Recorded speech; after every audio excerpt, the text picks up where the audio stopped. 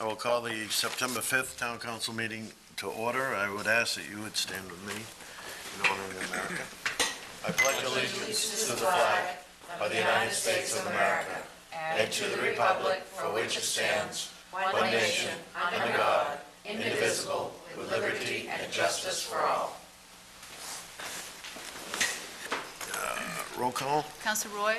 Here. Councilor Holbrook? Here. Councilor Benedict? Here. Councilor Rancourt? Here. Chairman Alquist. Here. Next is the general public comments. It's your opportunity for the public to come up and to the microphone. Please state your name and your address, and we'll give you an opportunity to address the council on any subject. Okay.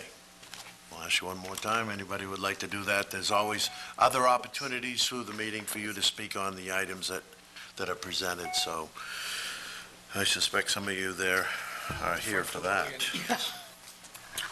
Avon calling. Next is the minutes from August 15th. Do we have a motion? Move approval. Second. And any errors or omissions? If not, all in favor? It's a vote. Next is the adjustments to the agenda. We have none. Next is the treasurer's warrants. I'll do those throughout the meeting. Next order is order number 12-88. 1288 is a 7 p.m. public hearing and action on the new request for a food handler's license from Pine Tree Seafood and Produce Company, LLC, doing business as Pine Tree Seafood and Produce, located at 655 U.S. Route 1.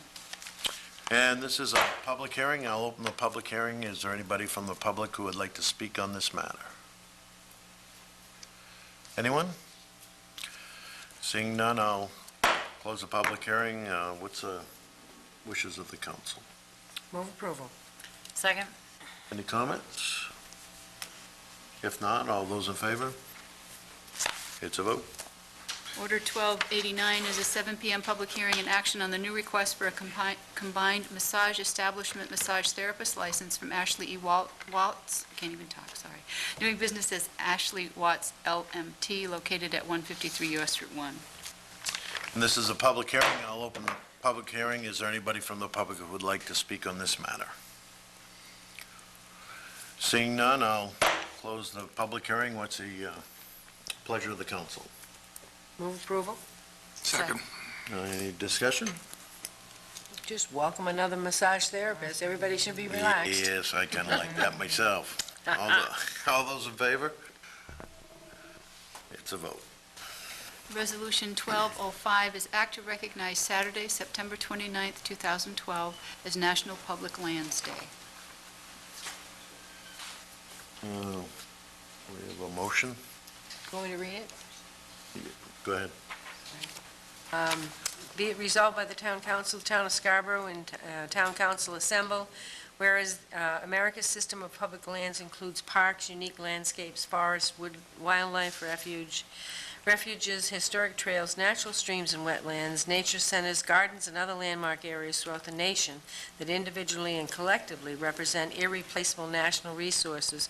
And whereas public lands provide locally accessible natural and cultural resources for environmental learning, wildlife appreciation, and recreation, and whereas public lands promote civic ideas that include shared stewardship and the recognition of public ownership, and whereas shared stewardship requires the goodwill, cooperation, and active support of citizens, community and state officials, business leaders, children and adults, whereas recreation opportunities offered by public lands help families lead a more active lifestyle and reduce the incidence of childhood obesity, and whereas land conservation efforts improve access to public lands by urban residents and work to break down the barriers that prevent Americans from actively utilizing their public lands, and whereas an alliance between private citizen land managers and community leaders improves the condition of publicly held lands for greater enjoyment and enrichment of all Americans, and whereas National Public Lands Day, co-sponsored by the National Environmental Educational Foundation, the Bureau of Land Management, the Bureau of Reclamation, the Department of Defense, the Environmental Protection Agency, the National Park Service, the U.S. Army Corps of Engineers, the U.S. Fish and Wildlife Service, and the USDA Forest Service has become an annually anticipated event for local participation on publicly held lands in Scarborough. Now therefore be it resolved by the Town Council of the Town of Scarborough and Town Council Assemble, hereby recognize Saturday, September 28th as National Public Lands Day and encourages all citizens to recognize and participate in this special observance, signed and sealed this 5th day of September 2012 on behalf of the Scarborough Town Council and the Town Manager of the Scarborough, Maine. And that's the motion. Thank you. Is there anybody from the public who would like to speak to this resolution? All right, that was a form of motion. Jessica, that was the second. Any comments from the council? Just, to thank the Land Trust for all the work and effort that they've put into preserving parcels of land throughout the community, and I think, the councils that have sat in the last probably 10 years, at least, particularly making a concerted effort to set aside lands for public recreation. I think everybody's pulled together and done a nice job for the community. Thank you. Anybody else? If not, those all in favor? Opposed? It's a vote.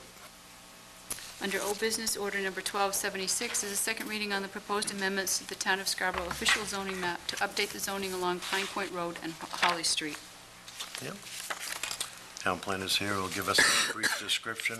You've been over this a couple times with us already, so if you would. Thank you, Mr. Chairman. Dan Bacon, Town Planner. As stated, I've presented the proposed map changes and text changes a few different times now, so I'll try to be brief. But if you do have questions on specifics, I certainly can get into those as you consider this for second reading. This is an initiative the Long Range Planning Committee has been working on in regards to the Pine Point business zones. And it's really an intent to modernize the zoning in Pine Point and to ensure that Pine Point continues to be a mix of residential, cottage, seasonal, business type activities and community. In terms of the zoning map changes, before you is the proposed changes to the zoning map. It doesn't change the B1 district, which is one of the business zones, and Pine Point, which is on the north or west side of Jones Creek Drive. That remains B1, but there's some amendments to the district under your next order. But what it does do is changes what's currently B2, essentially from Pine Point Road's intersection with East Grand Avenue up to the area where Snow's Canning is currently B2. That would be changed to a TVC zone, a mixed-use zone customized for this area, and then it would change what's currently industrial zoned where Snow's Canning, the old Snow's Canning facility is, the Holly Street Industrial Park, and Bailey's processing facility under the overpass of Pine Point Road along the railroad tracks from industrial to TVC4. In addition, there's 3 industrial overlay districts, or a pretty unique way of dealing with those 3 industrial properties. Those are designated industrial overlays so that they can continue to be industrial activities and industrial properties until the property owners decide, if they ever do, to convert to development and uses allowed in the TVC4. So those are the zoning map changes associated with this proposal. And I can jump into the next order because it is a package and quickly touch on the zoning district changes. In the B1 I mentioned, that is remaining along Jones Creek. There's some subtle changes to the zone to continue to allow smaller businesses in that zone, but given the residential and cottage character of that street, the business uses are limited in size so that they fit into that area. It also changes that zone to allow for smaller scale seafood processing, which is already occurring in this area of town. And the front setbacks are proposed to be amended so that, say, when new homes are constructed, older cottages taken down, new homes are constructed, or folks are adding on to their cottages or renovating them or establishing a new business, the buildings can be similar distance from the street as the older homes and cottages on that street. So that's the change around the B1 district in the second order before you. Other zoning amendments are establishing a TVC4 zone customized for Pine Point, allowing much of what's allowed in the B2 down there today, but also allowing a few uses unique to Pine Point, such as seafood processing that's occurring currently in the TVC4 area, allowing other marine activities like marine sales and service, and also allowing residential as part of a mixed-use project. So some of these properties, if they wanted to redevelop, they can incorporate some residential units as part of a development project. The zone's also set up to be fairly walkable as redevelopment occurs. That's an important feature in the zone. The zoning amendments also include this industrial overlay, and that's a specific overlay for those three properties that I mentioned. So that's in your zoning amendments. And there are some amendments to the shoreland zone, again, also unique to this area, in that if redevelopment occurs, during that redevelopment in this area, a 25-foot buffer to the marsh and Jones Creek needs to be established. Right now, most of the properties along Pine Point Road were developed prior to shoreland zoning, and a lot of the environmental regulations, developments right up to the marsh. So this is, even though 25 feet is not our standard town-wide, this actually would make an improvement in terms of the protection of the marsh and establish a buffer. So in a nutshell, those are the amendments for Pine Point, and I'm happy to answer questions if the council or public has any. Thanks. On these two items, is there anybody from the public who would like to speak to either one of these? Yeah, sure, step right up, your name and your address, please. Good evening, Jim Conroy, Conroy's Oil Service, 3 East Grand Avenue, down in Pine Point. Been here before and spoke to you. Don't know if I need to again tonight, but I'm here just in case. The zoning for my particular business changes have excluded my heating oil business. I don't know exactly why. I've tried to figure it all out over the last 8 or 9 months. I've been to all the meetings. I think that I'm not going to do anything different than what I'm doing right now. We've been there for 70 years. We were probably there before we had zoning in Pine Point. We were changed to a B2 zone. I understand B2 is not the zone I should be in, and probably don't want it in Pine Point with today's times where they've changed. So I guess I'd just like to ask the council to seriously consider an amendment just to make me conforming so I feel like I fit in. Thank you. All right, thanks, Jimmy. Anybody else would like to speak on either matter? Any questions? We'll have a motion first, I guess, and then I'll ask a question. Move approval? Second. Questions for Dan? Yeah, go I ahead. do have a question for Dan. Dan, can you discuss the pros and cons of Mr. Conroy's suggestion? Are there any negatives to doing this for that neighborhood that come to your mind in a planning format? Well, the committee was concerned about allowing new fuel distribution facilities in Pine Point. The committee, I don't think, had concerns with the existing operation, but felt that more of them that close to, say, Jones Creek and the marsh, there could be concerns about fuel spills, et cetera.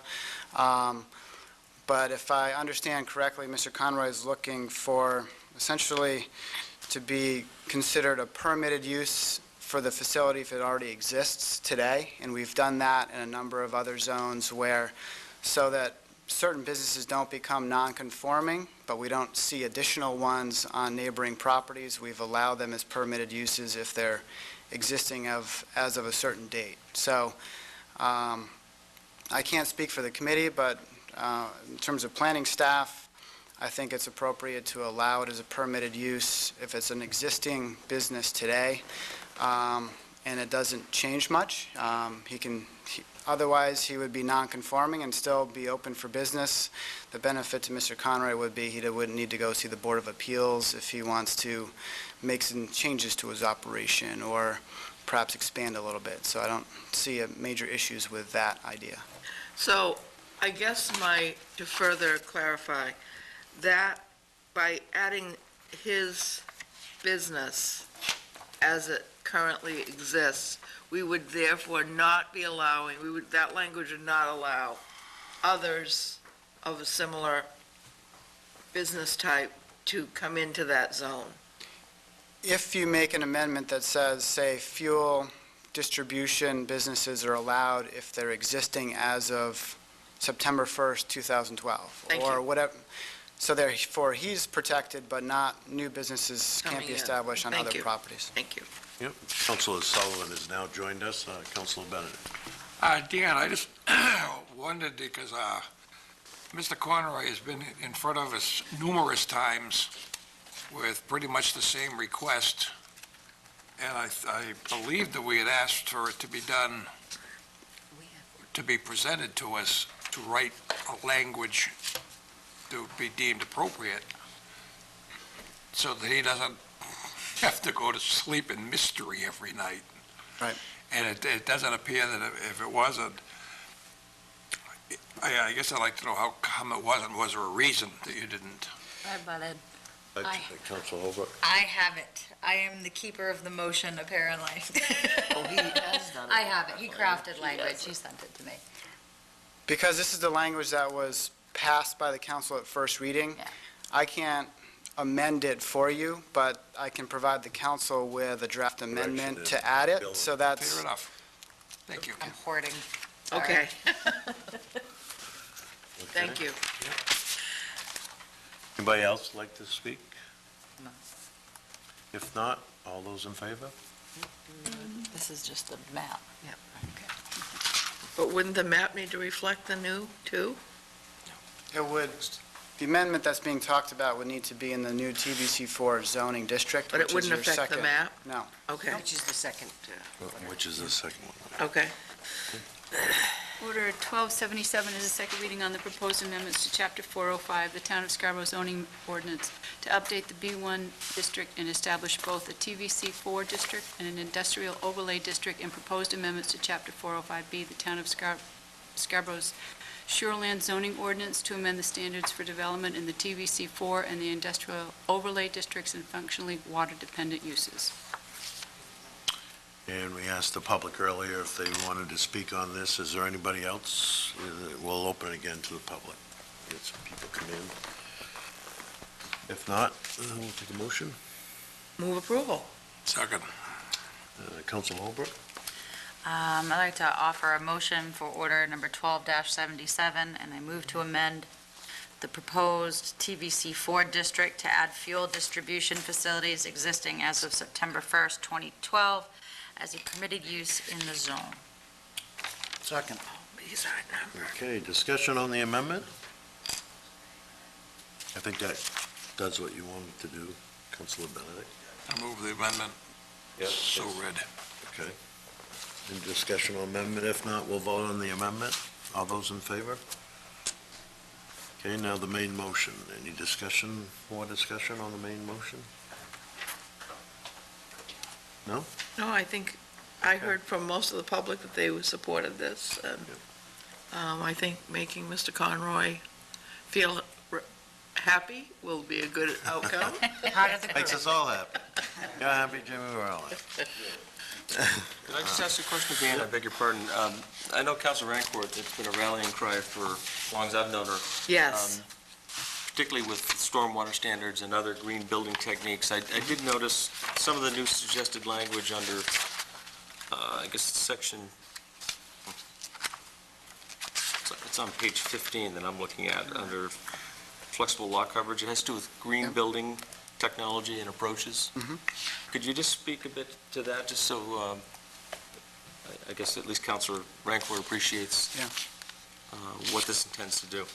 Yeah, in this proposed zone and some others that exist today in town, in these mixed-use zones, the planning board has the ability to allow buildings that are larger than traditional, and lot coverage, the amount of development on a lot, that's more than typically allowed if, in exchange for that, the development includes some of these green building and more forward-thinking stormwater approaches that could include porous pavement, grass roofs, alternative energy incorporated into the project. So it's incentivizing approaches like that and allowing developments that use those approaches to do some things that other developments can't do. Right. So that's what that's about, and like I said, it's allowed in some other of our zones to really encourage that kind of activity but not require it, and their benefit is going beyond typical requirements. As you know, this has been one of my pet projects, is to get more of our builders using porous pavement. There's a lot of new products available, and almost everywhere in Scarborough, once you put down more pavement, you're having more drainage into either a river, a stream, or eventually the marsh and the ocean. So what we can do to encourage porous paving, and there are a lot of new products that I am very much in support of that and have been for quite some time. Thank you. Any other comments? All those in favor? Opposed? It's a vote. Thank you. Order number 1278 is the second reading on the proposed amendments to the Town of Scarborough official zoning map to amend the area between Scarborough Hill Road and Whipple Lane to be zoned the R2 district rather than the current RF district. And I'll ask our planner, Dan Bacon, to give us an overview. Thank you, Mr. Chairman. This also is an initiative the Long Range Planning Committee has been working on, and it has to do with the area between Scotto Hill Road and Payne Road, and Highest Parkway and that vicinity. Currently, the zoning in this area is R2, residential 2, along Payne Road, and then it changes over to the rural farm district the closer you get to Scotto Hill Road. And the comprehensive plan recommended that the area from Scotto Hill Road up to where it changes to R2 in the Whipple Lane vicinity on Two Rod Road be R2. And this was also brought to the forefront by a property owner on Whipple Lane who knew that and acquired a piece of property and asked for a rezoning from RF to R2. The primary difference between the two zones is housing density. Residential 2 allows 2 houses per acre, and the RF allows 1 house per 2 acres. The RF also allows more rural farming type activities. The committee had a couple neighborhood meetings on this proposal, and the majority of folks that attended those meetings had concerns with that change from RF to R2 for the broader area from Whipple Lane down to Scotto Hill Road. So the committee, in light of those comments,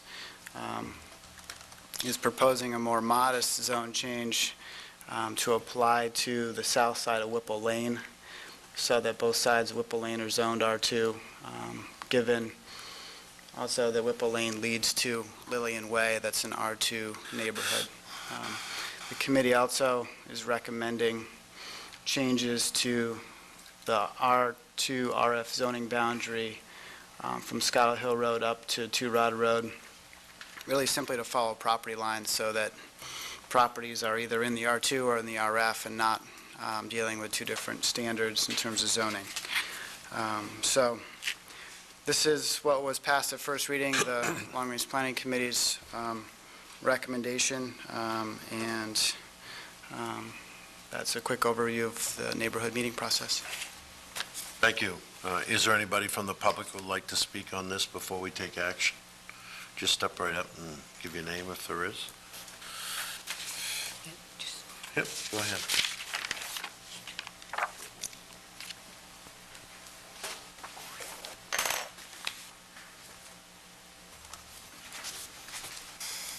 Good evening. David Pino, 1 Two Rod Road, Scarborough. I'd just like to give my quick thoughts on a request for the additional R2 zoning. So the Long Range Planning Committee heard the neighborhood inputs in May and decided to limit the rezoning to small areas presented in this map, as indicated by Mr. Bacon. This would recognize the limited infrastructure that exists very close to Scotto Hill Road and Two-Rod and preserve the long-standing rural character of the neighborhood. Most residents of the May meeting were only in favor of limited conversion of the current RF zone, as shown here. A request was made at the July council meeting to enlarge the R2 zone on the Scotto Hill side of Two-Rod Road by converting lots 13, 14, and 15 from RF to R2 for the benefit of two landowners. RF to R2 conversion at this end of the zone was not recommended by the Long Range Planning Committee. 4 or 5 additional lots of infill could be created from lots 13, 14, and 15 combined. The Planning Board did acknowledge the limited infrastructure on Scotto Hill in the August meeting, and that was cause for concern. There's no sewer, there's no public water, and the road is narrow below the current specification. The Planning Board sent the zoning plan back to the council at the end of August without change. Several residents of the neighborhood have spoken before the council and indicated desire for the RF zone to be preserved in this end here, which was also brought up in May. I'm one of them. I have no objection to the limited R2 adjustments approved by the Long Range Planning Committee and the Planning Board in June and July. I have no objection to landowners creating infill within the limits of the current RF zone.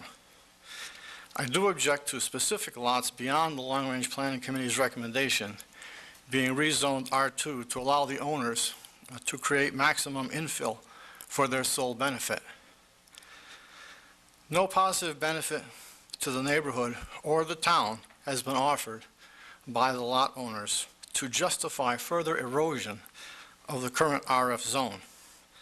I urge the council to approve the rezoning map presented by the LRPC in June of this year without change. Thank you. Thank you. Anybody else would like to speak on this matter? Step right up. Your name and address, please. Ron Lawton, 42 Rod Road. And I'm against rezoning the whole area, but if this here is acceptable to me, and I'm sure most of the neighbors, but as far as any changes beyond this and this, I'd definitely be against it. Thank you. Thank you, Mr. Lawton. Anybody else would like to speak?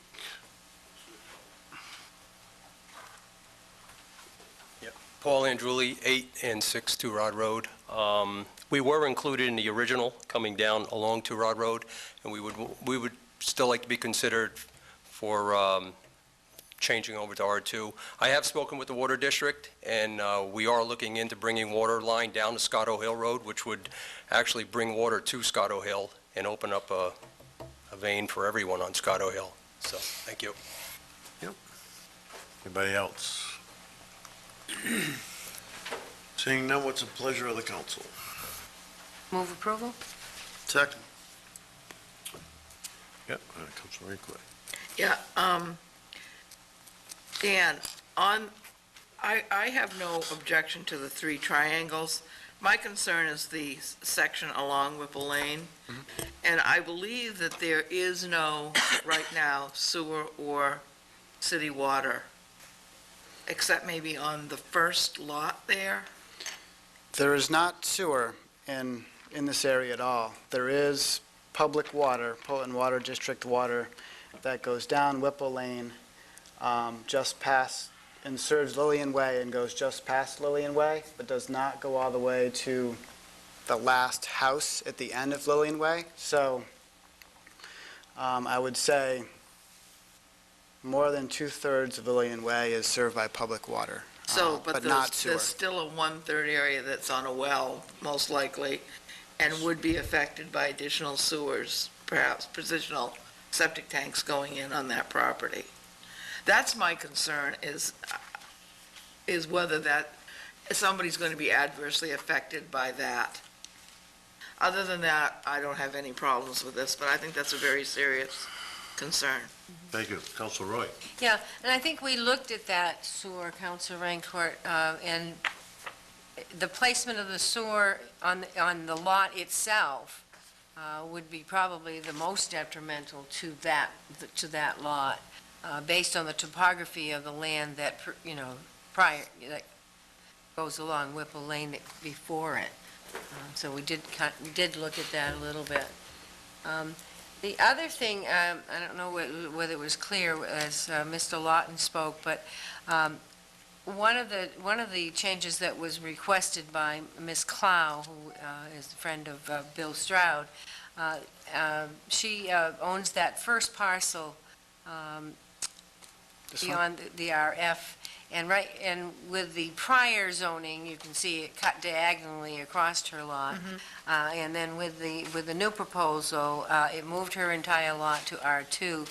And her request, and it makes sense to me, while we're doing the whole thing, let's, do it to the best of our ability for the most residents, she's requesting that lot stay totally RF, because she would like to maintain it in perpetuity, not having development occur on that parcel. So I'm prepared to offer that motion. I sit on the Long Range Planning Committee, and for the other three parcels, Mr. Bernstein's and Mr. Andruli's two properties, I think one of the things that was discussed in Long Range Planning was by changing the Whipple Lane to the R2 there, we were talking about keeping both sides of the road the same zoning, which was one of the thoughts as we continued to discuss Mr. Bernstein and Mr. Andruli's points, that by breaking those out to R2, it would break that thought that we had for the Whipple Lane. But as I think about it more, and I'm prepared to offer a motion both for Ms. Cloud's property changing to totally RF, and for those three parcels to R2, I think some of the things as far as the amount of development that perhaps could occur on Mr. Bernstein's property may be quite a bit limited by the topography, by the water, by the sewage placement, so I don't know whether it would end up to be developing into 3 or 4. It may not have that capability based on topography, so, so I am always willing to change my mind, and I think, one of the things is we had one group come to the first meeting, and then we really only had a couple people that were at the first meeting that came to the second meeting, so in totality, we had everybody represented ultimately, but not at the same meeting, and that's what's made it a little difficult. But I'm willing to discuss it further, but I'm also prepared to offer a motion to make those changes. Yep. Council Rancourt? Yeah, I hear you, and my concern would be, why are we in such a rush to act? Once the sewer and the water go in there, those could be revisited. Until they do, it seems that it would be the prudent thing not to act. One of the points on that was discussed at Long Range Planning Committee was by doing it at this point, when we're looking at that whole area, it takes away that thought of spot zoning, which, so, at a later date, it would be a spot zoning. I also think at this point in time, neither of those two properties that are requesting to go R2 are going to start building tomorrow.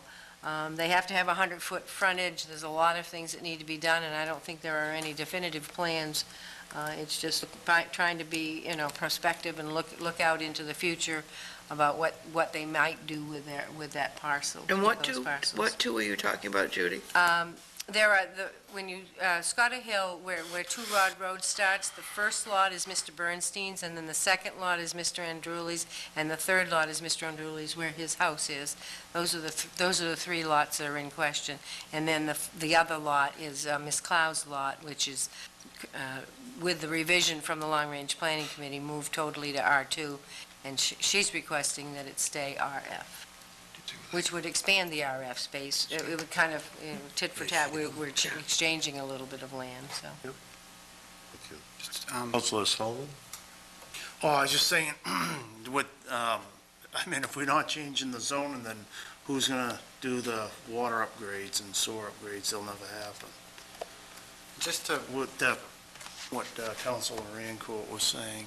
Just to be clear about infrastructure, sewer isn't in this area and is not likely anytime soon. So when we're talking about infrastructure, we're really only talking about public water.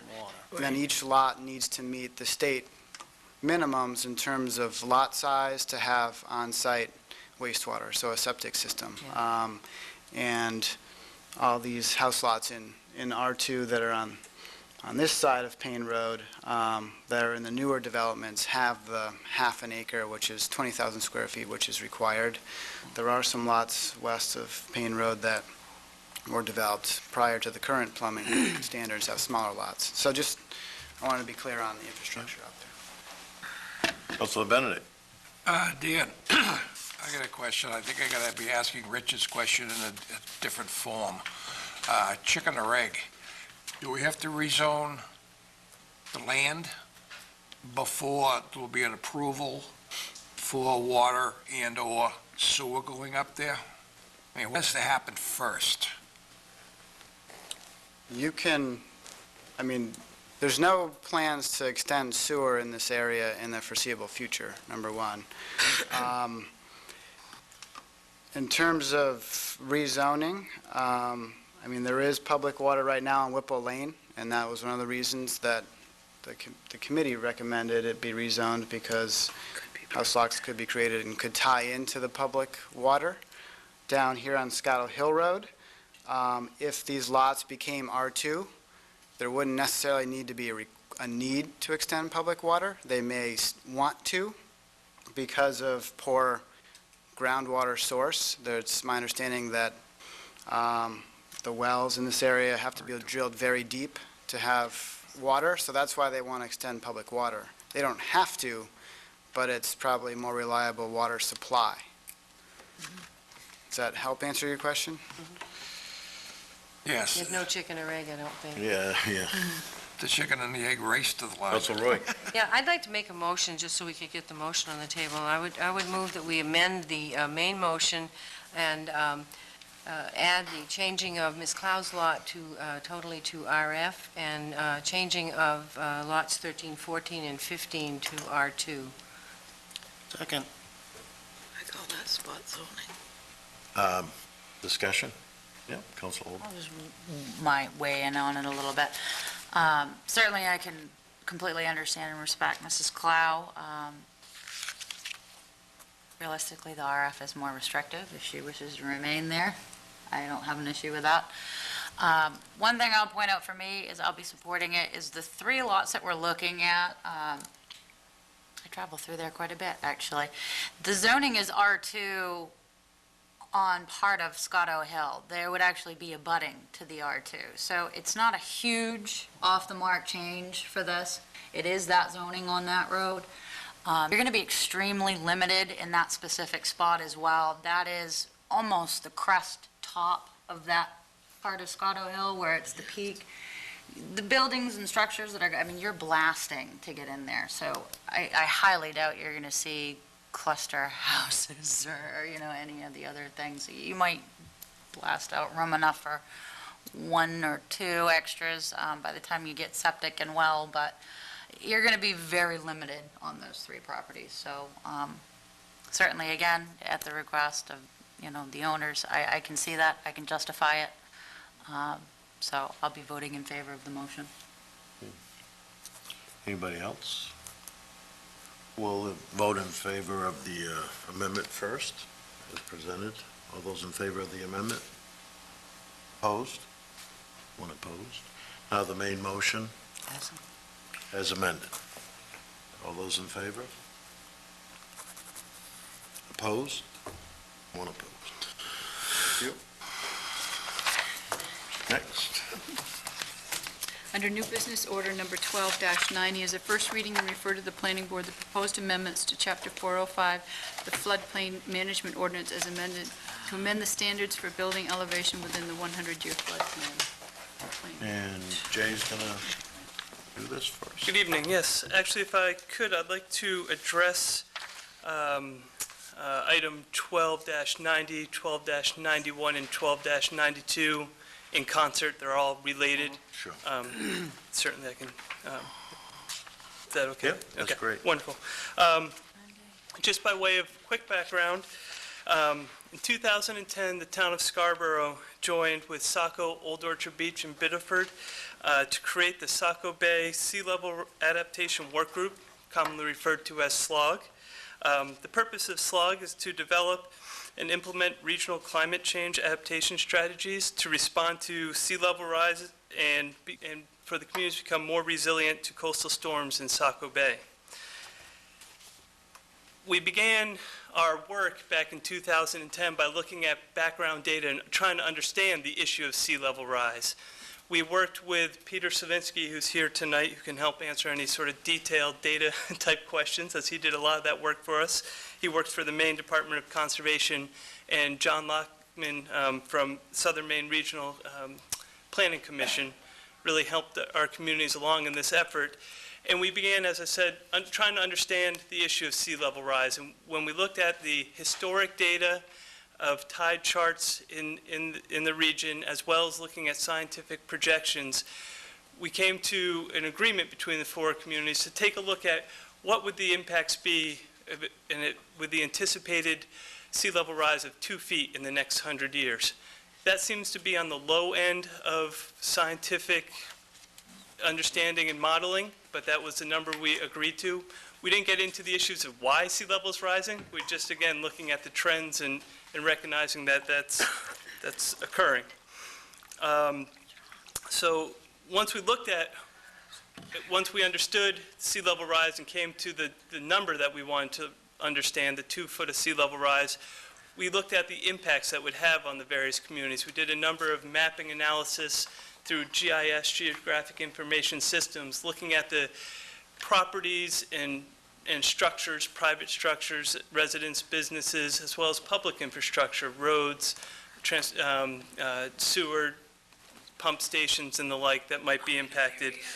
And we developed, and that information all went into the development of our vulnerability assessment study, which was provided to the four communities. About a year and a half ago, we presented that to this council. And within the vulnerability assessment, we identified the goal of trying to protect this infrastructure from the damaging effects of sea level rise, and identified a series of implementation strategies for the communities to consider. So in the last year and a half, SLOG's been working and looking at these implementation strategies, and tonight I'm here to present one of the proposals, or the proposal that we've drafted to date, which is the proposed amendments to the floodplain management ordinance, the zoning ordinance, and the shoreland zoning ordinance, which really focus on enhancing the resiliency of structures within the floodplain zones. The essence of the zoning change is to increase the current requirement that structures within the floodplain, FEMA floodplain zones, elevate their first floor 1 foot above the 100-year elevation. That's the current standard. The proposal is to have a minimum requirement of 3 feet above the 100-year flood elevation. The provision would apply to new or redeveloped structures within the MAP flood zones. It would not require changes to existing structures unless those structures are either damaged or at the property owner's discretion they wish to do substantive enhancements to their property in excess to 50% of the value of the structure. The changes themselves, one of the reasons why SLOG has sort of brought this forth as our first implementation strategy is we felt this was a cost-effective means to protect private buildings. It's cost-effective in that based on the studies and the analysis that we did, we found that the cost increase for those folks who, under current standards, would have to elevate their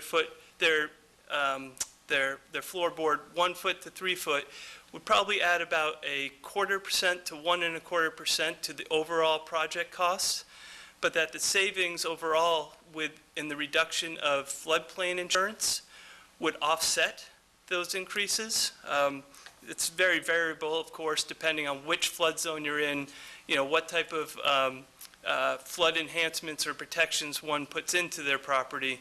But based on the studies and analysis we've done, it would suggest that those costs would offset the development costs.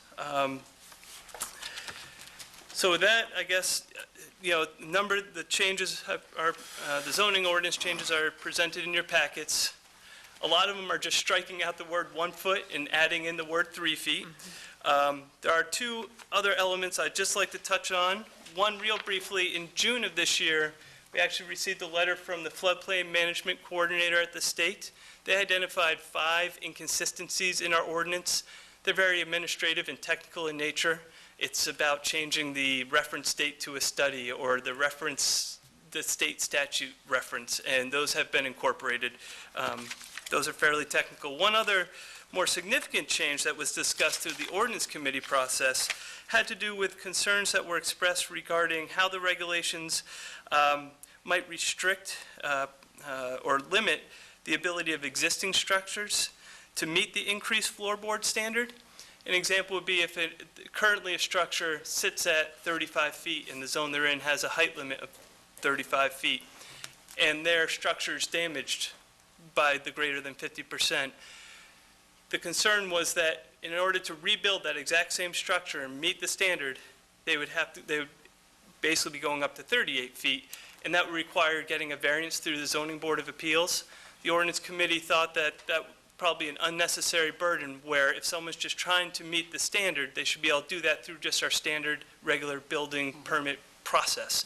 And so that language has been drafted, and that's really the predominant change that you see in the actual zoning change, Chapter 405.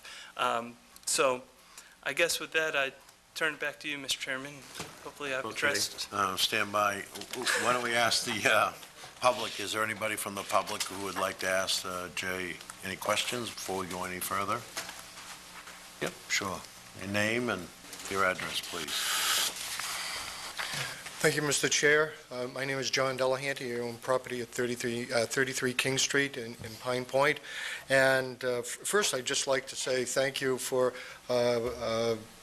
assuring that Mr. Conroy's property will conform. It's been a well-loved business in Pine Point for a number of years that we've traded with. His father was great, and I'm glad to see that he's now going to feel comfortable that he belongs in Pine Point. With regard to the ordinance changes proposed you have before you tonight, I happen to be reading a fairly recent issue of the Current and found out that this was underway. And, Pine Point, I've been there for a long time and have some significant interest in it. And I communicated with the ordinance committee just as to the process. I've met with Mr. Bacon, so I understand the process better as to what is occurring. I communicated with Mr. Hall as the town manager. I just want to urge you tonight, if you do refer this to the planning board, I'm not here to debate whether it should be 2 feet, 1 feet, 3 feet, or the efficacy of it, but I think there's a lot to be looked at by the property owners. And right now, there's a certain segment of people who probably understand that they're in the floodplain and have lived by it. I don't know exactly how many. But with the potential for FEMA maps to change and increase the floodplain zone, as Mr. Hall mentioned in his email to me, it may catch many hundreds of property owners by surprise. And I would simply urge you, if you go forward with this tonight, to recommend to the planning board that, as they have with several of the zoning ordinance changes you heard about today, have neighborhood meetings. Inform the property owners, too. It sounds as if Mr. Chase and the team went through overlays. You have GIS mapping. I don't know what you have for technology, but I would just hope that you would take the opportunity to assure that the property owners are fully aware of what is underway, because when these maps change, if FEMA comes forward, and I think it was maybe last year, maybe it was the year before, they put forward some maps. Several of the towns objected. FEMA withdrew them. I believe the floodplain changes significantly. In Pine Point, I know right now some properties on Jones Creek Drive that face the marsh are somewhat included, but I've seen the map as previously shown or developed by FEMA, and it takes in a substantial area of Pine Point and would catch many more property owners potentially unaware. So I would urge you to assure that there's notice to them, maybe some neighborhood meetings, and I would hope that that could be accomplished, because while 3 feet, it's only 2 feet above one, you're going to have lots of up and down homes and a very, very different look and feel to an area. So that is my presentation for the evening. I thank you for the time.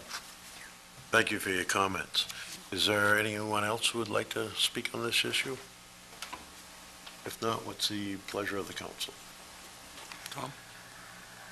Motion? I move approval of the first reading. Did you Forward move? to the planning board. Yeah, and I'll second that. Okay, discussion?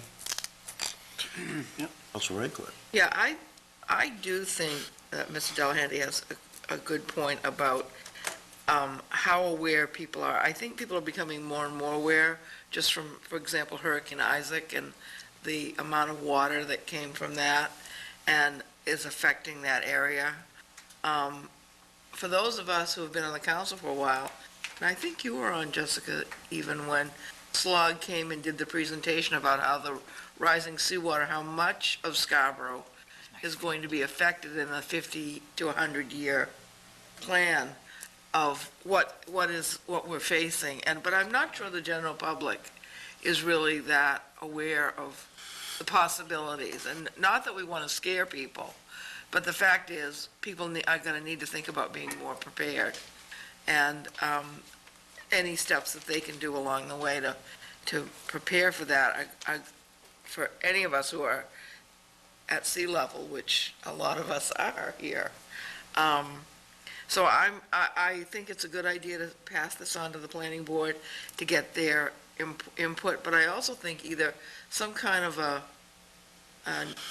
whether we do neighborhood meetings or we do one large kind of community forum, to talk about sea level rise in Scarborough in general, and talk about this as well, and what the future might, that we, over time, are going to need to plan for, might be a good idea at this juncture. Richard? I brought up that point that was made, I believe, at the ordinance committee level about if we were gonna, if the floodplain maps were changed, would the council be revisiting it? And I think the answer to that question was no, it's automatic. Did you catch that? The question was The when question that I had during the ordinance committee meeting was if the floodplain maps were changed and broadened, would the council would not review this matter again? It would just be automatic. When the FEMA maps are changed, Right. that's mandated. That's top down. They're given to us. Right. We don't get a chance to accept So them, this so would to speak. automatically affect anybody in that floodplain map that automatically goes into effect If they're in one of the without review. the A, the AOAE, or B zone, yes, that they would, Right. under current standards, should FEMA maps change and additional properties get picked up, they would be under the 1 foot, and exactly, if this change were to occur, they would be picked up under 3 foot. I will say, however, during the FEMA process, which is separate and distinct from this, but certainly interrelated, there will be a series of outreach to the public with that regards. For example, as was just raised, when that occurred a year or 2 years ago, we sent notices to all the property owners who were going to be affected, whose floodplain zones were either changing or they were coming in new. So we certainly did that type of information and notice, and staff is certainly prepared to do that under this scenario as well. We've already run some preliminary maps pulled up the assessing data of all the property owners who would be affected by the proposed change. And, we're prepared, if the council so sees fit, to make that notice publicly available to all, so. And then the other thing that I had, I think I brought up during the ordinance committee, was that there's a lot of small cottages, a lot of small houses along the shoreline, in that zone, I should say. And damage to a smaller house would be 50% damage to a smaller house would occur a lot easier than a larger house, in my expectation. But, so, in that case, they would be required, when they rebuild, to go to the 3-foot standard. And so, I know this is a hard question because nobody knows the answer, but who's going to decide the 50%? It would probably be all up the insurance company, I would say. But how do we keep track of that? There's a lot of gray areas, I think, in that. Who determines the 50%? Well, I think in working with the code officer through the building permit process, an applicant puts down a value of the project, and that is where that determination would be made. So code enforcement here in Scarborough That's how it's currently done, correct, right? Pardon me? That's how it's currently done. Okay, so code Under current enforcement would scenarios, be the yep. judgment of that. Code enforcement officer, yep. They have been and would continue to be. Right. I think you point out a gray area that is the source of, currently the source of some challenge with certain properties. Other ones are crystal clear that they far exceed that 50%. Well, right, I understand that. In a lot of these questions I ask, I don't know whether everybody saw the ordinance committee meeting, but I want to make people aware of, at this meeting, in the planning board. Right. Yep. And this is the first reading, and there's a whole process we got to go through, and referring it to the planning board. And I like the idea of community outreach meetings, It's been very effective in the past, and people like that. So the more information that we can get out there, and I think it's going to be a combination of things, what's coming about here in the 100-year flood plan. People need to be educated on that. So there's, I think we're just opening the door here, and there will be a lot of information flowing both ways. I also think that for some people, this knowledge they may wish to work proactively on their property to either have it jacked up and that kind of thing done. We all have seen hurricanes hit here, and if you look at what's happened at Camp Ellis and at Ocean Park, we already know that many of those cottages down there have already raised themselves up because they want to save themselves from huge damage otherwise. So I think, and we have a lot of those kind of buildings in Higgins Beach, for example, and Pine Point. They're not all large homes. They're converted cottages, a lot of them. So I think there may be many people who want to work proactively, and so having this knowledge will also help them to plan, even without their house being damaged, to finance or plan for that kind of work. So I think the more we can get this out in an educational way, the better we'll be. Yeah, absolutely. Tom? Could I say, one of the points that was raised in the white paper and discussed at the ordinance committee, and I think it might be helpful to add some clarity, and I'll put this out to either Jay or Pete, whoever's comfortable answering it. One of the compelling reasons for me was the financial analysis that looked at the additional cost to raise those extra 2 feet, and in return, getting some savings on flood insurance. I wonder if you could provide a very quick overview on that piece, because that seems to be a pretty important part of the conversation. Sure. Hi, members of the council. I'm Pete Slavinsky, a marine geologist at the Maine Geological Survey, Department of, what do we call ourselves now? Agriculture, Conservation, and Forestry. We just had that name change.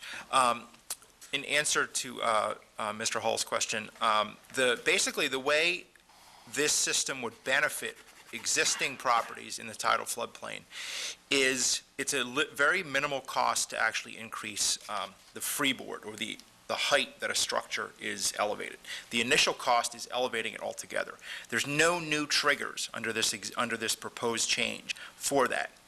A house that has to be elevated would have to be elevated under current ordinance standards. There's no changes whatsoever as to what houses are elevated. It's just simply how high they're elevated. So if a house goes up 1 foot above the base flood elevation, which is a current minimum standard for the state of Maine, that the town currently meets, there will be a certain amount of cost savings to elevate 1 foot above base flood elevation.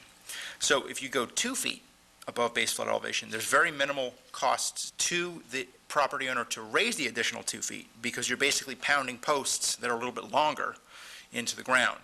But the cost savings from the flood insurance standpoint, and this is only for properties that have flood insurance. People don't have to buy flood insurance if they don't want, or if they don't have a mortgage. Many folks don't buy flood insurance. But there are compounded savings for every foot above the minimum standard that you go. So there's significant cost savings on your premium, on your annual premium, the higher you go. Up to about 4 feet, I think, is the maximum you can go, and then there's no additional cost savings to an individual. So we can do an additional analysis to maybe look at what the overall costs are, but the little white paper that we provided has an image in there which shows what the general costs are for, I think it's a $250,000 structure, which is probably one of these smaller cottages that you're bringing up. The other thing I'd like to say in terms of the public outreach component is we have been working significant public outreach so far through this process. We have held presentations to the town council itself. We've held presentations to the Scarborough Historical Society. We've held presentations with the Scarborough Conservation Commission at the library. And just last weekend, we held a well-attended presentation with the Higgins Beach Association on their annual meeting on Friday night. So folks are hearing about it. We'd be happy to give a presentation to Pine Point folks if that would help. And the only other thing I'd like to say is the FEMA process of defining floodplains is completely separate from this process, and that is vetted through its own public outreach component that is required as part of the FEMA map update process. So Maine Floodplain Office has to run certain public outreach components for communities that are having new maps. So there will be representatives from the Maine Floodplain Office and representatives from FEMA that have to attend these and talk about the new maps, the way they did things, and all that stuff. So that would also be vetted through a public process that's required at the town level. Thanks, Pete. Just a final follow-up on that, the savings for flood insurance premiums, are those estimates or those actual numbers? Those are estimates. Those are estimates, but what's the data source, just to make sure that? That was calculated from there was a website that's maintained by the Massachusetts Coastal Zone Program, and that information was lifted straight from that. So it basically takes a $250,000 structure, looks at a whole bunch of assumptions, and based on whether it's in a V zone or an A zone, the two different floodplains that the majority of homes, say, in Scarborough are in, and just assigns the general costs. All the insurance premiums are slightly different based on, the value of the structure and things like that. But that was based on just a very general thing. Okay, thank you. Yeah, it is very well. Any other questions? Yep. Yes. If you'd stay there for a second, please, and bear me out, because I'm very confused and a little upset. You've got in your prepared agenda that you passed out to us, you got 2 homes at Old Orchard Beach, actually pictured. And down below, you're showing annual savings under V zone and under A zone. If we take the V zone at a 3-foot freeboard, you've got annual savings of $3,400, correct? Mm-hmm. On a $250,000 house. Mm-hmm. I don't like to micromanage, but one of my duties is to represent the people. I called and was on the phone with an Allstate representative today on flood insurance. And in 27 years, she has sold flood insurance. the average cost, 7 to 8 out of 10, is $1,500 a year, not $3,415. And the most expensive she has ever sold was $2,200. Not even close to this amount. And what I really find annoying, I can't blame you for using these. I mean, I'm not trying to throw blame here. I'm just trying to say that these figures are not accurate by any way, shape, or form. And in the information, it does not stipulate that I saw that floodplain insurance and homeowners insurance are two different things. One's not based on the other, they're not related in any way, shape, or form. So you've got your homeowners, and then you needed that, if you have a mortgage, you've got to have this flood insurance. And on top of that, just from a family perspective, that bill to FEMA, or to whoever collects the money for the insurance, that's a one-time payment every year. So it's not something that somebody can average over the 12 months or 30 years, or however you want to figure it out. It's a yearly bill, and it's up front, not after the fact. But my biggest annoyance is they're showing here $3,400, and I can only presume, and I don't like doing that they're trying to boost that number to show the construction number as hey, folks, it's not costing you a whole heck of a lot of money. Well, if I'm going to be paying $1,500 and they're trying to show me a $3,500 savings, it's $2,000 every year. So that's cost to me over 30 years an extra $60,000. It's not saving me $100,000. And if you can give me an answer to that, I would be real happy. Sure, I can try. This is based on National Flood Insurance Program premiums from May of 2007. It's all over the country. And I don't know which freeboard amounts you actually asked the agent about. Was it 1 foot freeboard? Was it 2 foot freeboard, 3 foot freeboard? Because if it was 1 foot freeboard, the number you quoted of, I don't know what the overall premiums are for Maine properties, to be honest. That's maybe one thing we'll have to ask the flood insurance office and see if they can actually give us that from the Maine floodplain office to have Maine numbers into a table like this. We'd be happy to work that out if they can provide us with those numbers.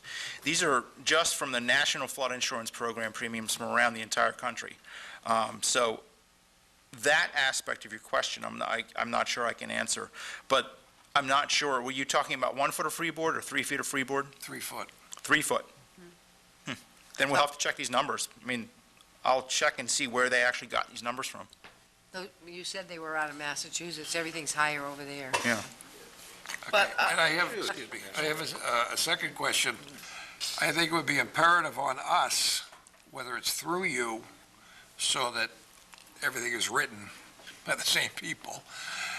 I think if we're gonna incur this onto 1,000+ houses in Scarborough, and I've had this been related to it in other towns, we as a town should also provide for the people that get whacked in a summer residence, one of the smaller residences in Pine Point area, that did not get flood insurance, or they've owned the property for so long they don't need to have it because they don't have a mortgage.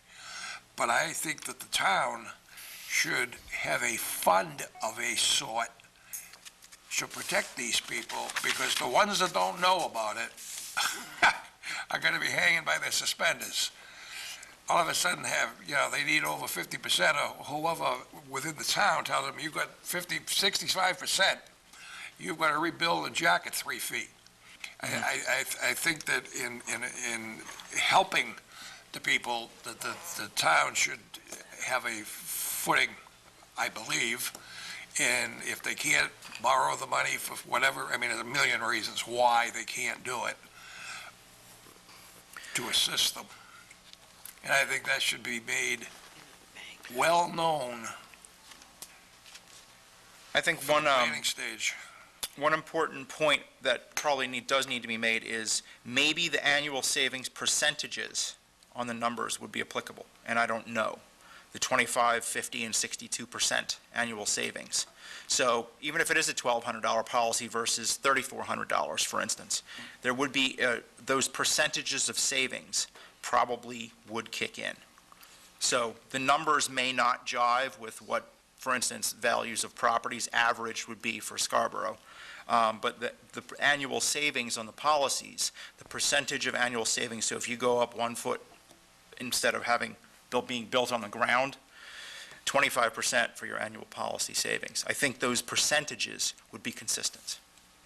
But that would change the numbers, like if you bring the numbers out. Yeah, I mean, we can check into the numbers and see where they got this. Even for 2007, you know, that's, we're in the budget year of 2013. That's 6 years ago. Building costs have gone up. I can check and see if there's a way for us to get those Building numbers. costs have gone up, and the cost of this insurance doesn't appear, and I could be wrong, but it doesn't appear to be correct after you sit and speak with an insurance agent. We'll certainly do research into what I just state wanted of Maine to more have, locally. be able to have We were- due diligence done so that when somebody asks, well, how am I protected, or, you know, what's the real numbers? Sure. Absolutely recognize these are fully variable, and we will absolutely check in these numbers and get better data for you. Thank you, Councilor Raincourt. Yeah, I just want to say that I'm not in the flood insurance business, nor am I in the homeowners insurance business, but I do a lot of counseling about health insurance, and I want to say that insurance companies vary greatly, and it always amazes me why somebody buys the exact same policy from one company that costs 3 times more than it does from company Y, but people do it all the time. So I think these numbers probably won't turn out to be that much off if you look at a large pool of insurance. Well, this is a national flood insurance program, so it's one. It's national. It's national flood. But so is Medicare D and Medicare policies. They're national policies, but different companies sell them. Well, I think the point was raised earlier, if we can get data from the Correct. state of Maine, it'll be far more accurate. Correct. And the other thing I wanted to say in relation to what Jim just said is, this is basically for people whose houses have had some kind of damage, and they're gonna build a new home.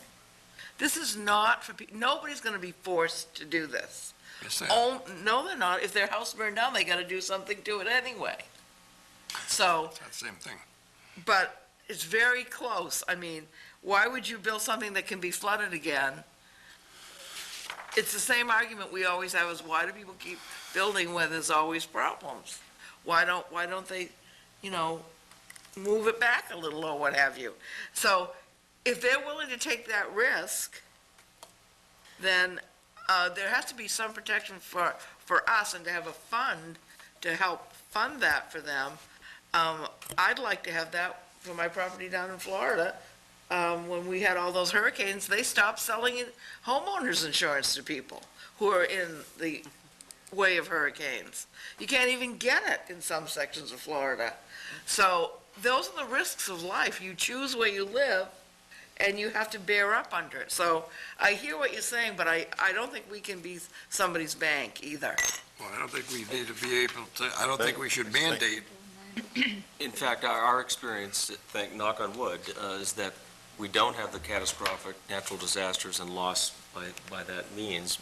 Far and away, the folks that are falling under this program historically and will likely in the near future are doing this on their own. They're renovating it by their own volition.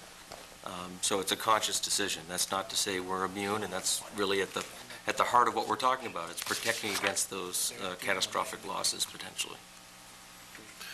Thank you.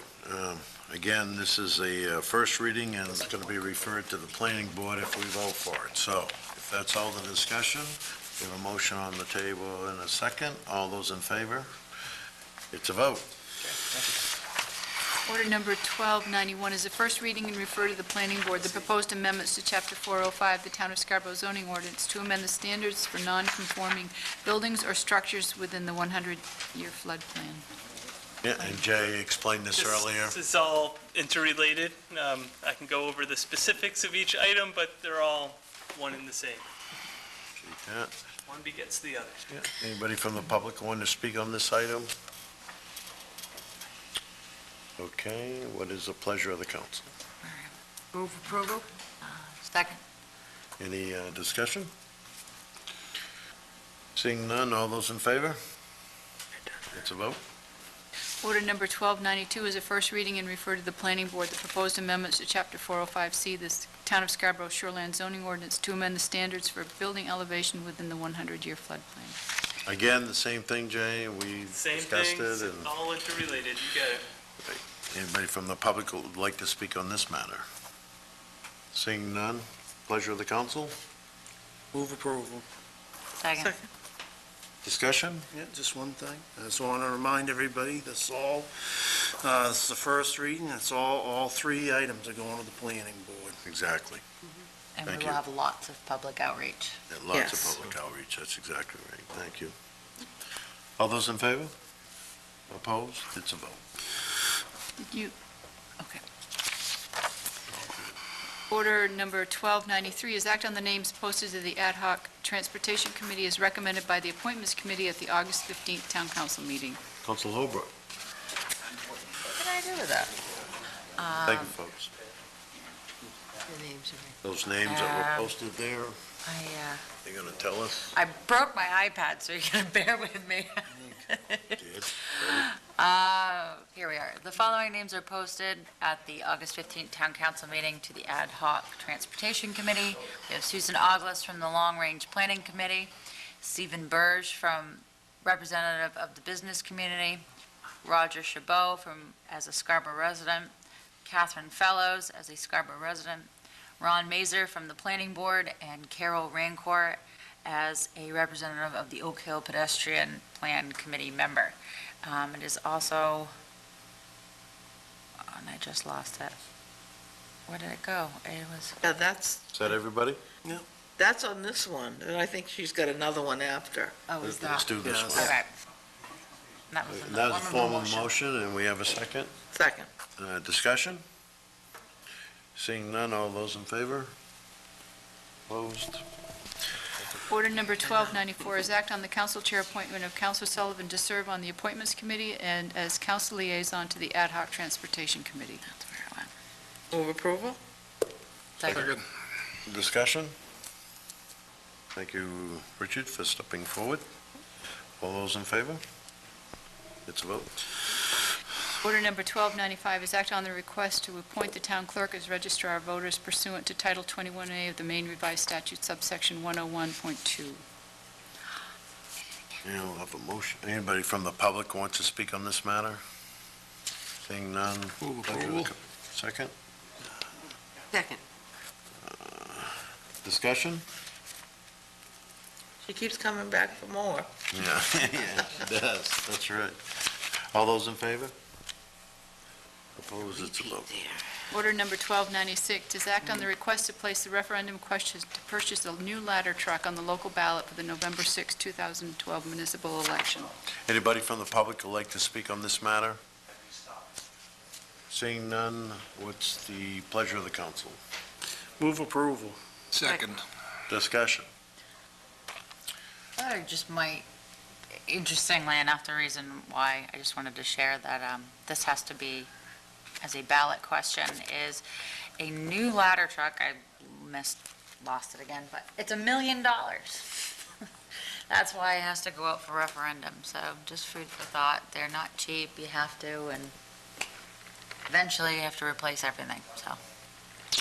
No, and I talked to a retired fire chief from several communities today, and he said, you know, that's the price of ladder trucks today. I mean, interestingly enough, he was telling me that a lot of things on these trucks now are automatic, like the gun, the nozzle and things that we used to have guys that take the hose up to the nozzle. They don't do that anymore. It's all piped in, and that's more expensive. And the reason is we don't have as many people around, to do this kind of work anymore. They're on to other things. So he convinced me after a 20-minute discussion with him that certainly Scarborough needs 2 ladder trucks. Yeah, Councilor Roy. Yeah, I guess the other point that I always try to make when we talk about ladder trucks, some people will say, well, why do we need ladder trucks in the town of Scarborough? We don't have a lot of tall buildings. But ladder trucks are important so that you can get the ladder to extend out to the building, even if it's a 3-story building. By extending the ladder out, it's a safety issue for the firefighters as they work on the fire. So ladder trucks are not just because you have tall buildings. Ladder trucks are so that you can fight fires more safely. So. Yeah, and the ladder truck that will be replacing is pretty tough shape, so I'm sure we're going to be educated on this by the fire department, and everybody be well informed of the facts. I think it's almost 20 years old, is it not? It is, yes. And it's a little more than that, isn't it? It's over 25. It's 20, yeah. 25. 25? 25 years old, and again, I'm sure there'll be, the fire department will have all kinds of outreach meetings to educate people, the facts of this thing, but it is expensive, so. It's also has to do with your fairly reasonable insurance, property insurance. Goes along with the ISO rating, so that there's strategic 2 ladder trucks strategically placed in locations in a town that's 54 square miles large, big area, so 2 ladder trucks are crucial. Thank you. Anybody else? Move the question. All those in favor? Opposed? It's a vote. Item 8, non-action items. We have none. Item 9, standing and special committee reports. Councilor Roy. Finance Committee meeting met last on the 21st of August, and we're due to meet again, I think, on the 18th of September. We discussed the personal property tax collection issue, and we recommended from that meeting that SEDCO become involved with contact to the businesses that are in the rears to help them understand personal property tax is in fact a state law, and to provide them with information about some of the state programs that are available to assist them with personal property. We also talked about the year-end financials, and as they sit right now, several of the departments are slightly over, like 101%, 102% over budget year-end, but there are still monies that need to be accounted for. And by August end figures, Ruth should have those August end figures now, and that will probably resolve that. And there was a fairly large percentage of increase under the debt, but that was relative to the refinancing of the bonds that we did, where we were able to save a significant amount of money. We discussed the collection office and the non-resident registration of ATVs and boats. We recommended that the collections office limit these registrations to occurring on only Tuesdays and Wednesdays, as it was by the survey that they did. They found that residents that live in Scarborough most frequently come on Mondays and Fridays. They did check with IF&W, and they had no objection to that. Talked about the things about, the registrations, that they can get registrations for new boats and ATVs at Cabela's, so if they needed them any other day, they could get them there. If it's a new boat, they have to go to their own community first and pay the excise tax there, and then they have to get their permit beyond that. So we didn't eliminate them, which I hope Councilor Bennett is happy with, but limited them to a couple of days a week. The other thing about the collections, I wanted to be sure that it wasn't costing other taxpayers money, and there is a 14% charge on delinquent for the collection agency, they charge a 14% to go out and pursue those monies, so it's not costing the rest of the taxpayers anything. And also from the study, they did note that the majority of people that registered their boats or ATVs in Scarborough were South Portland residents. I went to a GP COG meeting, which was a steering committee retreat, the Standish Town Hall on the 21st, and we looked at an overview of all the programs and the initiatives that are associated with COGS, and I was really quite enlightened, and I'm going to pass these down. It's just a summary of COGS services and their core competencies and programs and partnerships, and I really wasn't fully aware of all of the things that are available under GP COG that perhaps we can financially, tap into at some points during the year with different things. They provided me with a nice packet to get me, knowing more what goes on. We already do a lot of group purchasing. Mike Shaw in Public Works does a tremendous amount of it. And then I think through Colette has been working on paper purchase and found out that GP COG has worked out a bulk purchase thing with WB Mason, which she was also working on, so that's kind of good. But they GIS mapping, they can assist you with ordinances, grant writing, and lots of things. But we pay them $18,919 for this year's budget, because it's $1 per person to be a member of COG. So I think, it said to me, we need to become more actively involved, because many of the initiatives that they are doing have impact on not only Scarborough, but the region. The other committee is Long Range Planning Committee. There are ongoing discussions on the Crossroads Development District, which involves the Scarborough Downs property. And on the 31st, they began some discussion on the Holmes Road Light Industrial District. I missed both of those meetings because I was working, but it's just an ongoing process. So, and I believe that's all my committees for right now. Thank you, Councilor Holbrook. Appointments Committee met this evening. We'd like to post a couple of names. We have, for the Senior Advisory Board, we have Millard Bud Hanson and Emily Estes. Oh, he went back to good for him. And also, Housing Alliance meets tomorrow evening, which will be Thursday, 9/6 at 7 p.m. There'll be discussion on the Habitat Project. That's it. Thank you, Councilor Sullivan. I have no committees to report. Councilor Benedict. I've spoken enough tonight. Councilor Request. Yes, we canceled our August 28th ordinance committee meeting. We only had one item on the agenda. So we will be meeting on September 25th at 5 o'clock here in these chambers. The library board will be meeting on September 20th. And Senior WOW, we're about to change our meeting times to make it more convenient for the members. And I believe our next meeting will be on, and I probably don't have the right calendar here. I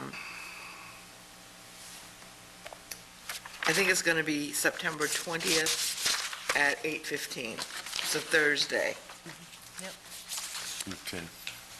Thank you. And I want to get the Rules and Policy Committee together, maybe before the next meeting we can do that. Town Manager's Report. Thank you.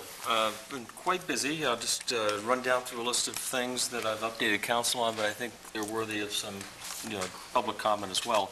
The town is now a proud new owner of a property at 9 Fairfield Road. This property is adjacent to the Public Safety Building.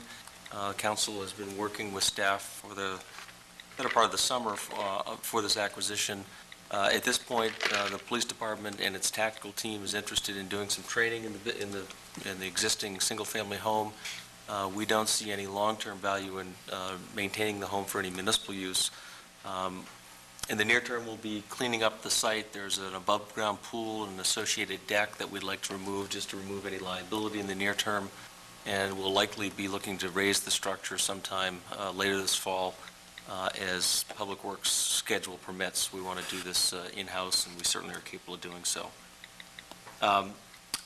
A couple of very important bids have been let recently. The Dunstan Intersection Improvement Project, this is a state of Maine project, opened bids late last week. The apparent low bidder is a local company, Grondin, very capable company that we've worked with, so we're very pleased with that knowledge. I will say there were 6 bidders, and we did come in within budget, which was a bit of a question mark. In fact, it came in just about 2% below budget, construction budget. So things look very favorable. We do expect to do some fairly aggressive outreach, and just to make everyone aware of the complications, it's not going to be an easy time in moving in and around the Dunstan area for periods of this fall and early spring. I will say, though, the work must be completed by no later than June 26th next spring. So it's going to be a very quick project, and we'll do our best to accommodate the rush hour flows, AM and PM. Also this afternoon, the Higgins Beach Bathhouse bid was opened. There are 4 bidders. We're still in the evaluation phase. The apparent low bidder is a company by the name of Benchmark. Base bid of $301,298. That is within striking distance of budget. There are a couple of alternates that we asked for. Solar hot water option. That might be something we wish to pursue for long-term cost, and I think it's an initiative the Energy Committee would like us to consider. That may require us to come back for additional funding from the beach account, beach reserve fund, so I just throw that out there. I'm not sure if we will come back, but things are moving ahead, and it looks as though we're on schedule and on budget. We're out to bid as we speak on the first phase of the town-wide signage project. I sent materials to the council, members of council, and I can certainly provide that to anyone else who's interested. Our intent is to have Public Works do the installation, but we're asking for pricing just to see what those costs are for the contractor to do it. I've been talking to a number of councilors through the years. 2 of the notable roads that need attention are Fog Road and Highland Avenue. Both roads are fairly critical as they're one of the only roads that run, I guess it's east-west is the best direction I could give, and have a fair amount of commuting traffic, particularly when school's in session. Both roads need fairly significant drainage work and subsurface base attention as well. But frankly, for safety of motorists and also the plow drivers in the winter, we're looking to do about a 1-inch overlay on those 2 roads just to keep them intact until we can do something more permanent down the road. I made the council aware of a program that we're exploring. It's called My Pharmacy Saver. Essentially, it's a discount pharmacy card. The town's involvement is really through our affinity and our connection to our residents, but it's a card, and savings are negotiated with the big pharmacies and pharmaceutical companies. The average savings is 23%, and in some cases it's as high as 75%. So we're still exploring that program. A number of other communities have been approached. I think Gorham is coming online with the program. At this point, I don't see a downside. If there's something we can do to the benefit of our residents, I think we ought to consider it. But I'll update you further on that. And 2 last things. The town assessor, Paul Lesperance, is with us this evening. In the event there are questions regarding the commitment of taxes and the much-awaited final calculation of the tax rate. The good news is the tax rate came in 13 cents lower than we had projected at budget time. I'm always hesitant to make those predictions, and in the end, I guess the good news is we came in at $13.80 per thousand, and at budget time we were projecting $13.93. And that's due entirely to the fact that we have increased value that we didn't anticipate, and I don't want to speculate as to what all the components of that, but there was a memorandum that went to councilors, and I know Mr. Lesperance is available to speak to you as a group or individually if you want to know more about that. But suffice to say, although certain areas of the residential market saw a decrease in value, the sales data was very clear that they needed to be reduced in value. Other areas, particularly waterfront areas, the sales data was equally clear, if not crystal clear, that they needed to be raised. And the net effect of that produced some unanticipated at budget time anyway, additional revenue, not revenue, but tax base to the town. And the other good news, which we're trending in the right direction, is we had just about $20 million in new value. This is new construction, new investment in town, and that's bucking a trend that we were on for 3 or 4 years and moving in the right direction. So we hope we'll continue on that ascent. And the last point I'll just mention, Councillor Holbrook apparently had a number of constituents ask questions about mosquito-borne illnesses or viruses. The two that are talked about most commonly are the West Nile virus and the triple E. To my knowledge, there's been no cases in Maine, mosquitoes showing triple E, but there have been some notable cases quite close to Scarborough, I might add, where West Nile has shown up, most recently, I believe, in Gorham and Standish, and then further out west in Lebanon. The Maine CDC and the state epidemiologist are doing sampling throughout regions of Maine, particularly in southern and western Maine.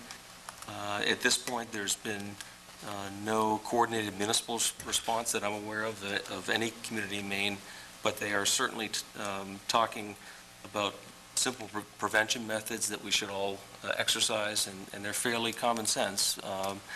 Avoid being outside during dawn and dusk. Insect repellent is certainly very helpful. Protective clothing, full-length clothing will help. Anything you can do to reduce the possibility of an insect bite is what they're advising at this point. I did have a conversation with our local health officer, Dr. Stephen Kirsch, who was in direct communication with these folks, and if there's any additional information, we'll certainly get that out and make our residents aware of it. Last thing, I just put at your places this evening a tax rate comparison sheet. We like just to see where we stack up to our neighbors, if you will. Not all the data's in, but since we talked about it tonight, I thought I'd have this out in front of you. And Scarborough continues to be near the lowest tax rate in the comparable communities in the greater Portland area. So thank you. Thank you. Did any council members have questions for Mr. Lesperance? We all set? I had one quick one. Yep, go ahead. Would you go up to the... Make it worth his being here. Yeah, well, I was going to say, can we make some stuff up there? Yeah. Thank you. I'm Paul Lesperance, the town assessor, for those of you who don't know me. Thank you. When you look at like a example like Lewiston of $25.79 per thousand, is Lewiston at 100% of valuation? That I don't know because I didn't get those numbers. Sedco did this.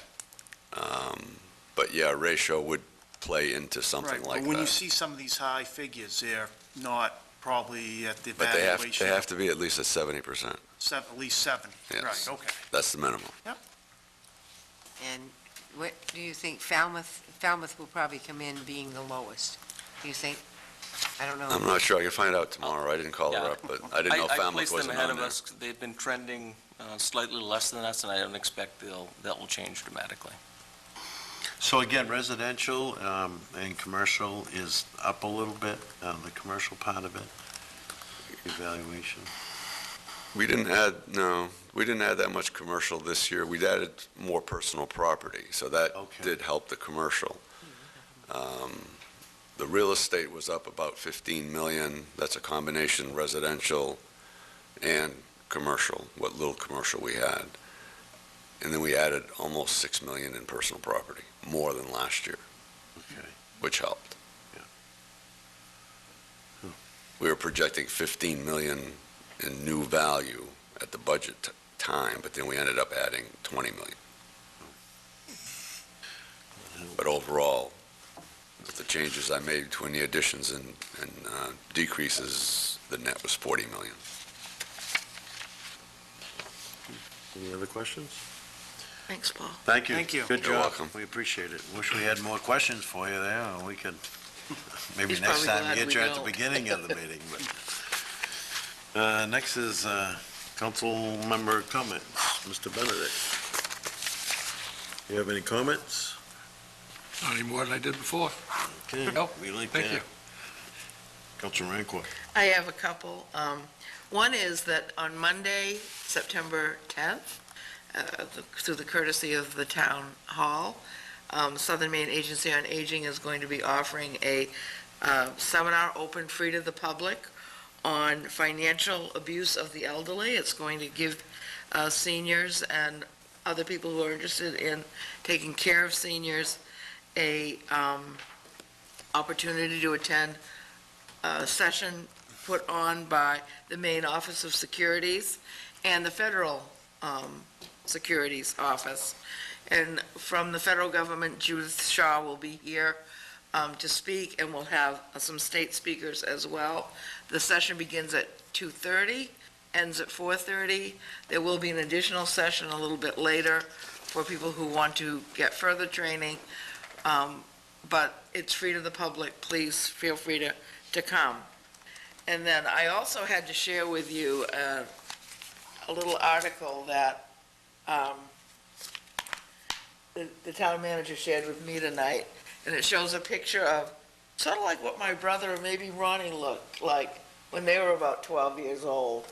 And it says, "This guy just retired." And this article is about what's going to happen to our towns, Boomer Town. I don't know how many of you were born after 1964 sitting here, but if you weren't born after 1964 or before 1946, you're a baby boomer.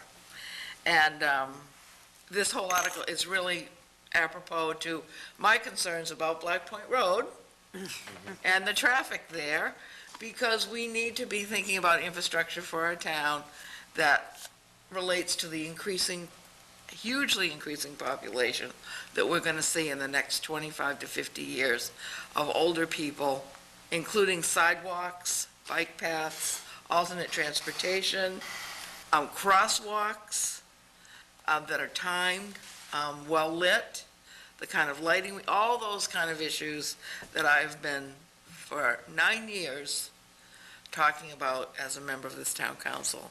Not just about Black Point Road, but about other roads in our town. And we've only made what I consider baby steps. And we really need to step up the game and get our town prepared to meet this wave. 20,000 people alone are turning 65 in York County every year. I don't have the figures at my fingertips about Cumberland County, but it's higher than the number in York County. So it's happening, folks, and it's happening fast. Maybe you could share that article with us. I would be more than happy to. I've read it already sitting here. Yeah, so well, we get around to it. I will share it with you. Thank you. And thanks to the town manager for bringing it in. Yeah, exactly. Councilor Sullivan. I really don't have much to talk about tonight. However, I do agree with Councilor Rancourt, and I'm going to try my best to get some of that stuff done, sidewalks and crosswalks that are very important. People, need to see them those crosswalks a little better and stop for pedestrians that are in them. They just don't seem to want to. They're in a big hurry all the time. That's it. Thank you, Councilor Holbrook. Just friendly reminder, everybody, that the school is open. All the kiddos are back, so just be mindful of the little guys at the end of the driveway that stay by the road. And just a friendly reminder, if you didn't already receive one, I got in my email box tonight an invitation from the Community Chamber because they're celebrating their 35th anniversary. If you're interested in attending, that I would pass that information along to any of you if you're interested. It's on, and I wrote it down, Thursday, September 13th. Like I said, their 35th anniversary. Thank you. Councilor Roy. I forgot to mention with my committees, the Energy Committee, and that should be meeting on the 20th, I believe, and the major topic will be looking at the town hall and its need for replacement of the two boilers. We're looking at the tri-gen model, which was discussed in Energy Committee with the ad hoc committee report, and so we're going to have to make some decision on that in the very near future. I did forget about that. I just wanted to mention the names of some of our Scarborough residents who have passed away, a fairly long list this time. Lillian Leach, and I don't know if people remember her. I did know Mrs. Leach. Tom Keene, who was a real estate broker and lived in Scarborough a number of years. Harold Trombley, who did not live in Scarborough, he was a South Portland resident, but Harold Trombley sold State Farm insurance to most everybody that lived in Scarborough back in the 50s. He was quite a State Farm insurance agent, and State Farm insurance wasn't recognized nationally at that time. Kind of interesting. There's a Phyllis Emery, Charlene Curry, Phyllis Hoffman, Charles Lyons, I think a lot of people know Charlie Dr. Lyons, Lyons. yeah. He was a very, very well-known educator and was president of a couple of branches of the University of Maine. Tim Good, Helen Carl, Harry Shepard was a resident of Piper Shores, and today was in the paper Lucia Smith, who was also a resident of Piper Shores. The other thing I'd just like to say is I would like to thank the students of Scarborough High School for stepping back and stepping up to the plate and not pursuing the boycott of the parking. I think they need to really get prepared as to how many fees they're going to see in the near future when they head off to college. Because you get a whole page, a whole sheet that says this fee, this fee, this fee, and this fee. And that's how education is moving to help to pay for education. So kudos to them for broaching the issue, but also kudos to them for wisely thinking a little bit harder about it and moving forward. And I think it'll work out fine, and everybody will be happy, and they'll have a little more revenue in the schools. That's it. Thank you. I just want to say I agree with the public transportation piece of it. You know, we really got to look at that whole thing. We talk about it. I think when we set our council goals, public transportation is there someplace, but it is really happening, and we got to do things differently. And I think the point you made is we got to do it quickly. Yeah. Things are happening. And for me, you know, I'm committed to the priority that we have, and Councilor Sullivan's talked about this, and Councilor Raincourt, is, you know, getting sidewalks down the Black Point Road, you know, down to the Old East, and that's very dangerous, not only for, you know, people that walk down there, whether you're a child or an older person or whatever. It's just wrong that we don't have sidewalks down there, and we got to make that one of our priorities this year, and I hope we do. Councilor Elkins, just in addition to that, GP COG and also PACS that I've been to lately, they're also all looking at transportation and how transportation affects our neighbors, the regional component of transportation, traffic lights and those kinds of things. So sidewalks are good too, remember though, in the wintertime, we got to make sure we plow them so that people That's can all use right. them. That's something we're going to have to do, I guess. The other thing, the National League of Cities has a lot of information on public transportation, and we need to get involved with them again and get some of that sent this way, or go to some of their informational meetings, which been very helpful in the past. The only other thing I had was I want to send my condolences to the Charlie Lyons family. Charlie's been in town forever, it seems like, and he's always been active in this town. I remember when he joined the fire department years ago down at Pine Point, you know, and he was just a fun guy. He always had a smile on his face, and everybody liked Charlie. We liked to see him coming, you know, and later on, he served on one or two of the committees in town here, what was that committee? Personnel Appeals Board. Personnel Appeals Board, and we used to laugh about that every year. He used to say, you know, no business this year, I'm Ron. Well, it's all right, Charlie, you're there. We appreciate it. But he was willing to step up when he was asked to serve on that board, and that was a good thing to do. He was a president of University of Maine, Fort Kent. When I worked in that area, my previous job, I used to go up and stay with Charlie, and he was very hospitable, and we used to talk about Scarborough stuff, and it was really a fun thing to do. And then he went on to be president of University of Maine, Augusta, and when he passed, Southern Maine Community College, I believe. Yeah. Right? York County I think so, Community yeah. College. But anyway, he left a huge, legacy here in this town, that's for sure, and he's sorely going to be missed, that's for sure. I also just wanted to say about Mrs. Leach, Lillian Leach. Her daughter Leanne was in my brother's class, and they lived on the Pine Point Road for many years, and Lillian was the inaugural first renter to move into the Bessie School. Right. When it was refurbished. So- Really? She's in my 7th grade classroom. Huh. Yeah. Anything else? If not, how about a motion to adjourn? Motion to adjourn. Second? All those in favor? Thank you. Have a good night.